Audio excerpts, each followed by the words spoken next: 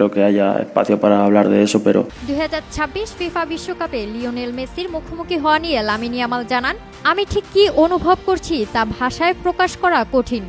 একজন ফুটবলার হিসেবে বিশ্বকাপ ফাইনালে খেলা যে কোনো খেলোয়াড়ের জন্য সবচেয়ে বড় স্বপ্ন, কিন্তু যেখানে প্রতিপক্ষ হিসেবে লিওনেল মেসিকে পাওয়া সেই মানুষটিকে, যিনি আমাকে ছোটবেলায় কোলে নিয়েছিলেন। বড় হওয়ার সময়ে আমি প্রতিটি সপ্তাহে মেসির খেলা দেখেছি। তিনি যা করতেন সবকিছুই মনোযোগ দিয়ে শিখতাম। তার ড্রিবল, তার চলাফেরা, তার আনন্দ নিয়ে ফুটবল খেলার ধরনও সবকিছুই অনুকরণ করার চেষ্টা করেছি। hablar de lo que ha dicho otra persona.